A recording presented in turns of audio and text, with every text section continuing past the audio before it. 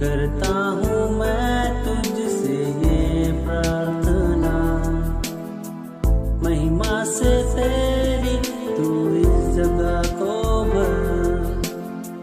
जो भी तू चाहे तू यहाँ पर कर। Hallelujah, hallelujah, hallelujah, hallelujah, hallelujah, hallelujah.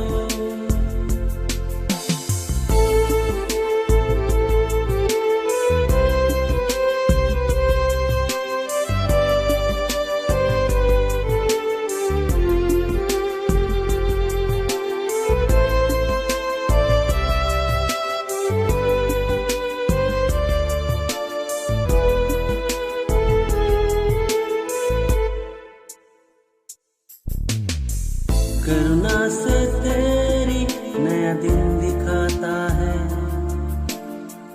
ढल बनकर मेरी मुझे बचाता है। जब मैं पुकारूं तू दौड़ आता है, जब मैं गिरूं मुझे उठाता है। हालेलुया, हालेलुया, हालेलुया,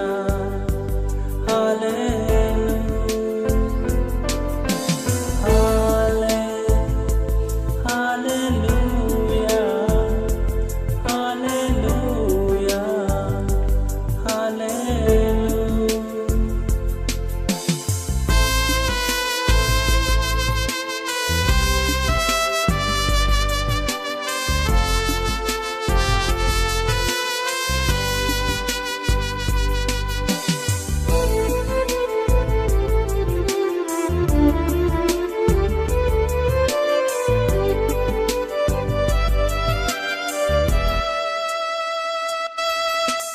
सारे जहां में तुझसा कोई नहीं, तुझको छोड़ कोई प्रभु है ही नहीं। घुटने में टेकूं बस तेरे सामने, तू ही मेरा प्रभु, तू मेरा पिता। Hallelujah, hallelujah, hallelujah, hallelujah,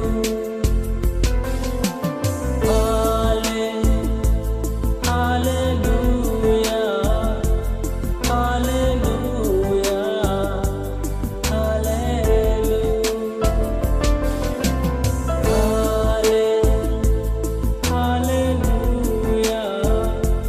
hallelujah, hallelujah, সকলকে বিশ্রাম দিনের শুভেচ্ছা এবং সুপ্রভাত জানাই। আপনারা যে যেখানে থেকে এই ভিডিও দেখবেন, সন্ধ্যা হোক, দুপুর হোক, সকাল হোক, আমরা সকলে ঈশ্বরের আরাধনার জন্য উপস্থিত। আমাদের শুধু এইটুকুই মনে রাখলে চলবে। আজকে আমি যে বিষয়টা নিয়ে এসেছি সেটা হচ্ছে যিশু কে। তিনি কি তার সময়ের পূর্বে, নির্ধারিত সময়ের পূর্বে তিনি কি কাজ শুরু করতে পারেন কিনা, না সবটা ঈশ্বর দ্বারা নিয়ন্ত্রিত? সেই বিষয়ে আমরা কিছুক্ষণ এবং এই বিষয়ে আমরা কিছু আলোকপাত করি। আসুন আমরা শুরু করার পূর্বে প্রার্থনা করি।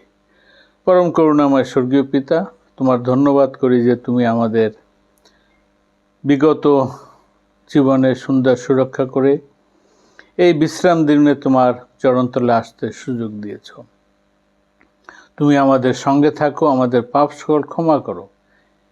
আমরা যে বিষয়ে আলোচনা করছি সেই বিষয়ে তুমি আলোকপাত করো এবং পবিত্র আত্মার দ্বারা আমাদের সকলকে পরিপূর্ণ করো। সঙ্গে থাকো, যিশুর নামে চাই, আমেন।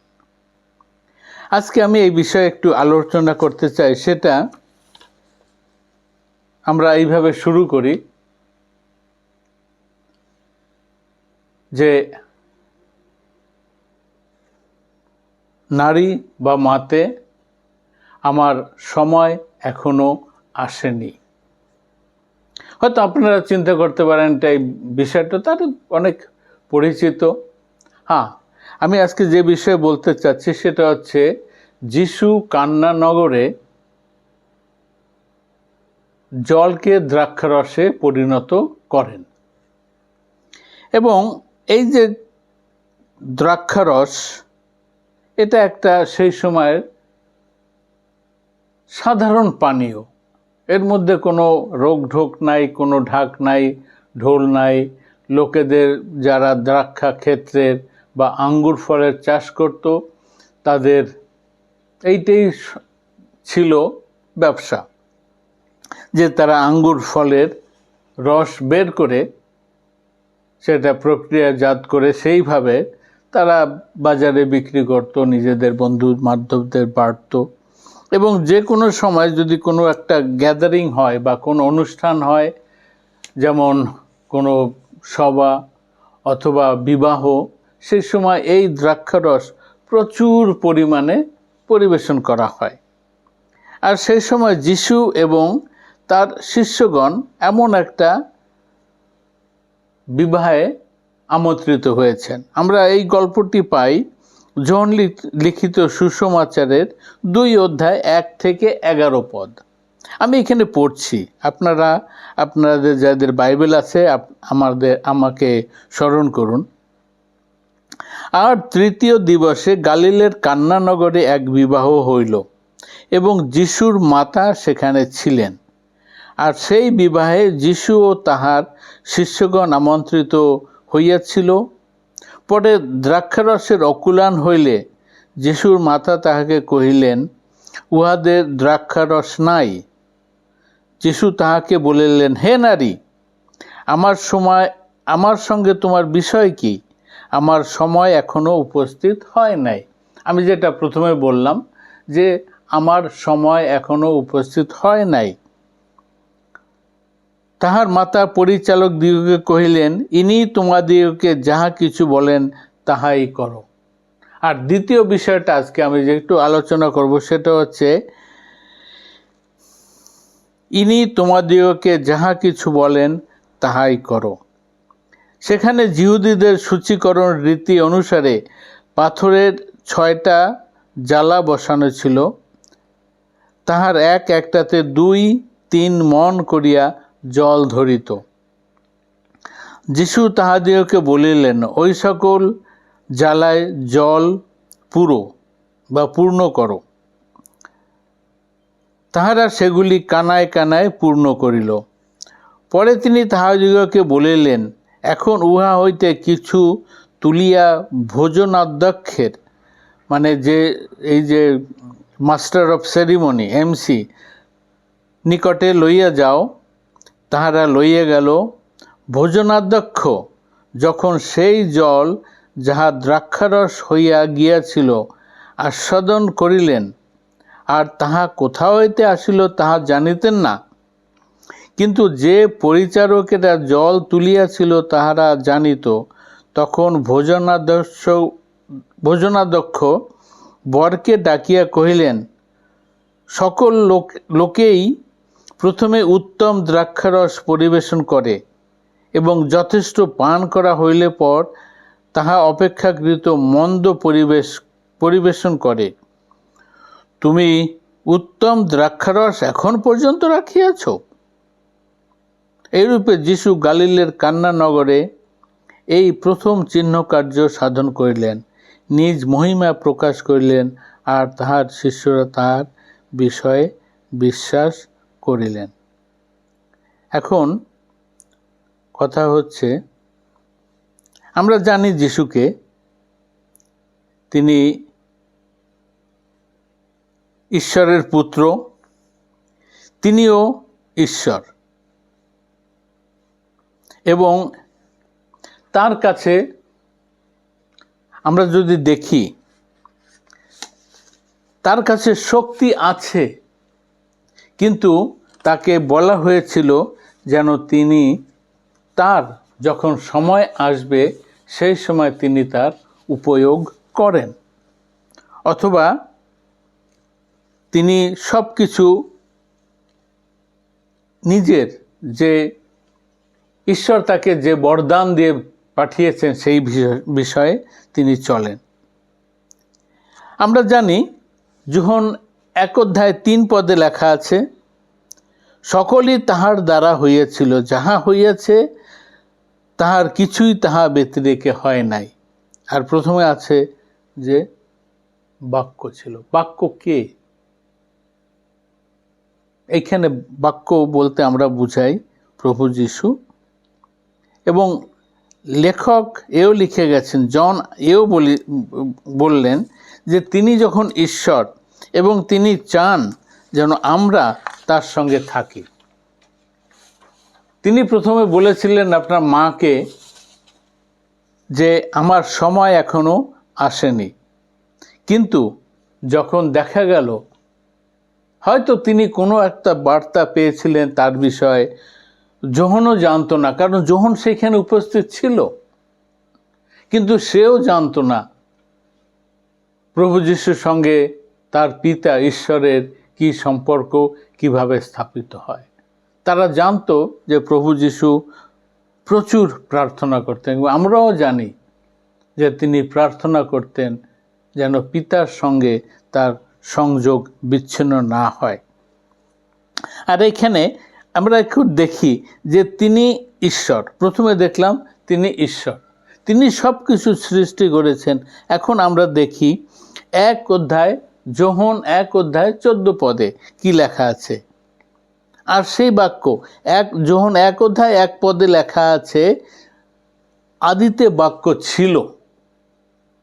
আর সেই বাক্য 14 লেখা আছে, আর সেই বাক্য মাংসে মূর্তিমান হইলেন এবং আমাদের মধ্যে প্রবাস করিলেন, আর আমরা তাহার মহিমা দেখিলাম, যেমন পিতা হইতে আগত এক জাতের মহিমা, তিনি অনুগ্রহে ও সত্যে পূর্ণ। সুতরাং তিনি কি করলেন? এখানে লেখা আছে তিনি মাংসে মূর্তিমান হলেন। তার মানে তিনি নারী গর্ভে জন্মধারণ করে তিনি একজন সাধারণ মানুষ হলেন।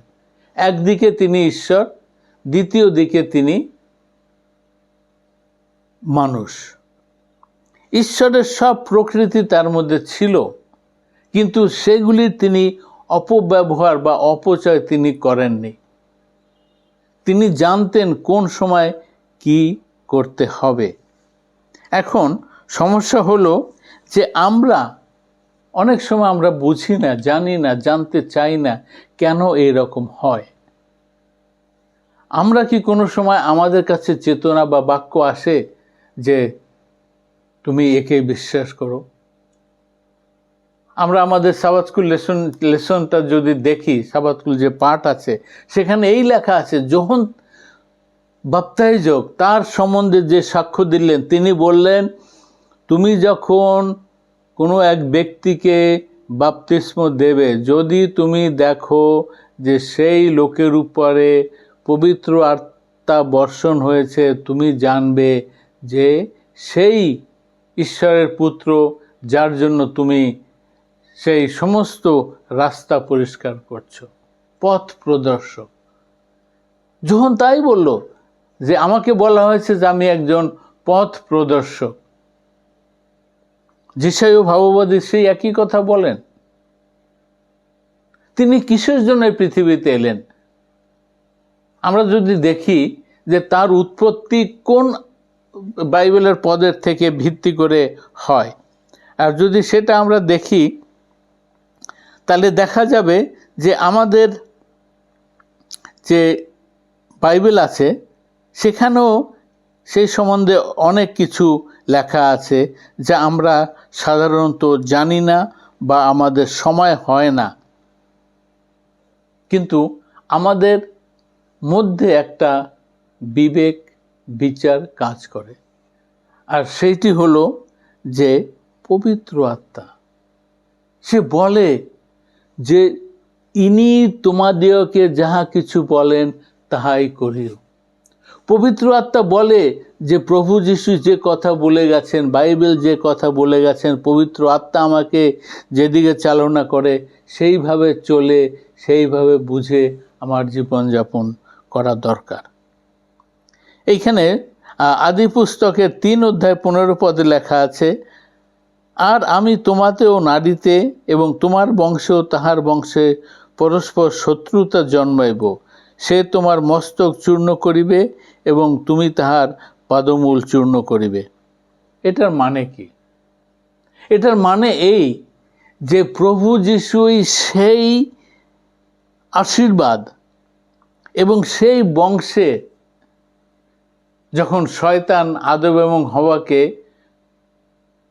তার মন্দ কাজের জন্য তিনি প্রলোভন দেখিয়ে তাদের পতিত করেন, এবং সেই সময় ঈশ্বর তাদের একটা প্রতিজ্ঞা করেন যে আমি এমন কাউকে পাঠাবো যে সেই সর্পের দর্প চূর্ণ করবে। আমরা এও জানি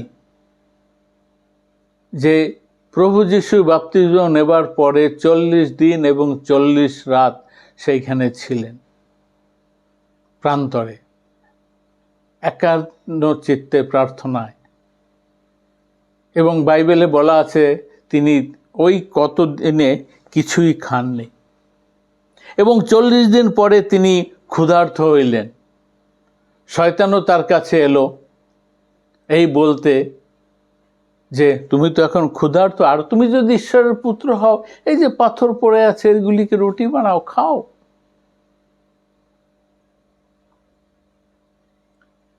সমস্যা আমাদের মানব জীবনের এই যে সমস্যা, এই কোনোদিন শেষ হবে না। একটার পরে একটা সমস্যা এসেই যাচ্ছে। আমাদের বাঁচার লড়াইয়ে এক সমস্যা, আমরা জানি না, হয়তো এমন সময় আসবে যে আমরাও জানি না যে আমাদের পরবর্তী মিল বা আমাদের যে খাবার সেটা কোথার থেকে আসবে। বাইবেলে বলা আছে যে সেই সময় ব্যতীত প্রভু যীশু খ্রিস্টকে ছাড়া এর পরে তিনি কাউকে পাঠাননি। এর আগে অনেক ভাববাদীরা ছিল, তারা তাদের বাক্য লিখে গেছেন, এবং যীশু যখন 5:39 লেখা আছে, যদি আমরা একটু সময় করে এটা পড়ি তাহলে দেখি এখানে কি লেখা আছে। আমরা আমাদের সাবাত স্কুল লেসনে এটা পড়েছি, এবং তাও দেখি যে এখানে কি লেখা আছে।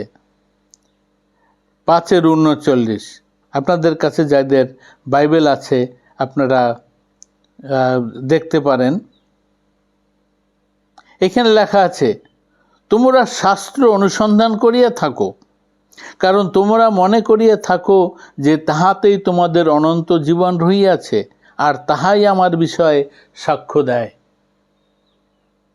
বাইবেল আজকাল প্রত্যেক ঘরে একটা নয়, দুইটা নয়, অনেক অনেক বাইবেল থাকে, কিন্তু কথা হচ্ছে কতগুলি বাইবেল আমাদের ঘরে থাকবে সেটা কোনো কথা না। কথা হচ্ছে যে আমি কি সময় নির্বাচন করে আমি কি একটু বাইবেল পড়ি, আমি কি একটু বাইবেল পড়ি, আমি কি ঈশ্বরের বাক্য অধ্যয়ন করি, আমি কি জানতে চাই যে এখানে কি হচ্ছে, কি হবে, কেন হবে, কিভাবে হবে। আমার মনে হয় না যে আমাদের অনেকে আছি, আমরা হয়তো সময় করে আমরা এগুলি পড়ি, কিন্তু অনেকে আছে আমাদের কাছে সেরকম কোনো বার্তা আসে না, কেউ আমাদের বলে না যে তুমি ইহাই করো যাহা উনি তোমাদের বলিয়াছেন। সুতরাং আমরা যদি দেখি যে ঈশ্বর কি চান, ঈশ্বর আমাদের সঙ্গে কি চান, তিনি কিছুই চান না। ঈশ্বর চান যেন আমরা পবিত্র অন্তঃকরণে, আমাদের যখন সময় এমন না যে আমাদের শুধু সময়ই দেখতে হবে যে এই সময় হলে পরে আমি এই পর্ব করব, এই সময় হলে পরে আমি এই পর্ব করব, এই সময় হলে আমি এই পর্ব করব। কিন্তু সেটা আসল কথা নয়। কথা হচ্ছে যে আমি ঈশ্বরকে কতটা সময় দেই। এটা কোনো কথা না যে শুধু সকাল দুপুর বিকাল এই সময় আমি করব, অথবা আর কোনো সময় করা যাবে না, অথবা সপ্তাহে একদিন আমি করব, অথবা বৎসরে 2 দিন, অথবা 3 দিন, তখন চার্চে গেলে হবে, তখন ঈশ্বরের বাক্য পড়লে হবে। কিন্তু না, একটা কন্টিনিউইটি আমাদের লাগাতার। সেজন্য পৌল বলে গেছেন তোমরা নিরন্তর প্রার্থনা করো। এবং আমরা যখন প্রার্থনা করি, যদিও যিশু সেই সময় তিনি তার মাকে বলেছিলেন যে আমার এখনো সময় আসেনি, কিন্তু তার মা হয়তো একটু মুচকি হেসে ওইখান থেকে চলে গেলেন এবং সেই পরিচারক যারা ছিল তাদের বললেন, এ যা কিছু করতে বলে তোমরা তাই করো। কি আমাদের মধ্যে এমন কেউ আছে যে আমাদের বলে তুমি এইটা করো, তুমি এই করো, তুমি ওই করো? দেখুন, মন্দ কাজের জন্য সকলেই আমাদের কাছে এসে বলবে, কিন্তু ভালো কাজের জন্য আমাদের কাছে খুব কমই লোক আসে। যারা প্রচারক, যারা পুরোহিত, তারা সব জায়গায় যেতে পারে না। সেই জন্য আমাদের কাছে সময় আছে, এবং এই সময়টা হলো যে আমাদের সময়টাকে আমাদের তৈরি করতে হবে এবং ঈশ্বরের সঙ্গে আমাদের একটা সম্পর্ক স্থাপন করতে হবে। সেটা লোক সমাজে হোক, একাকী হোক, যেভাবেই হোক। যেমন প্রেরিত পৌল বলে গেছেন যে আমি প্রভু যিশুতে সব কিছু করিতে পারি। আমরা যদি সাবাত স্কুল, আমরা আজকাল যোহন লিখিত সুসমাচারের বিষয়ে পাঠ করছি, তারা সব কিছু যিশুর সম্বন্ধে সাক্ষী দেয় এবং সাক্ষ্য দেয়, এবং তিনি বলে গেছেন যে আমি আসার পূর্বে এই সমস্ত জিনিস ঘটবে, আর তা আমাদের চোখের সামনে আছে। তাই শুন, আমরা দেখি, আমরা যেন মনে না করি যে আমাদের যদি আমরা ঈশ্বরকে না চাই বা না দেখি, না কিছু করি, আমাদের কিচ্ছুই যায় আসে না। বন্ধুগণ, আজ সকালে আমি এইটুকুই বলতে চাই, অনেক কিছু যায় আসে যদি আমরা ঈশ্বরের সঙ্গে থাকি। হয়তো দুঃখ কষ্টের মধ্যে দিয়েও আমাদের শান্তি আসবে। আমরা ঈশ্বরের সঙ্গে থাকব, তিনি আমাদের সঙ্গে কথা বলবেন, তিনি আমাদের জানাবেন আমরা কি করতে পারি। তাই আইসুন আমরা আমাদের জীবনের থেকে একটু সময়, যে কোনো সময় আমরা নির্ধারিত করি এবং সেই কথা চিন্তা করি যে যিশু বলে গেছেন যে তোমরা আমার সঙ্গে থাকো, আমি তোমাদের সঙ্গে সর্বদাই আছি। প্রকাশিত বাক্যে সেই শেষ পদে এই লেখা আছে, আইসো প্রভু যিশু আইসো। কি আমরা কি সেইটা বলতে পারি? আমরা একটু সময় নিয়ে, বাইবেল অনেক পাওয়া যায়, কিন্তু আপনি আর আমি কি বাইবেল পড়ে নিজেদের জীবনকে সেইভাবে চালাতে ইচ্ছাকৃতভাবে থাকতে পারি?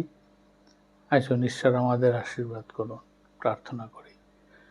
করুণাময় স্বর্গীয় পিতা, তুমি আমাদের এই বিশ্রাম দিনে সবাই আমাদের সঙ্গে ছিলে, এই জন্য তোমার ধন্যবাদ করি। তুমি আমাদের আরাধনা স্তুতি গ্রহণ করো, যিশুর নামে চাই, আমেন।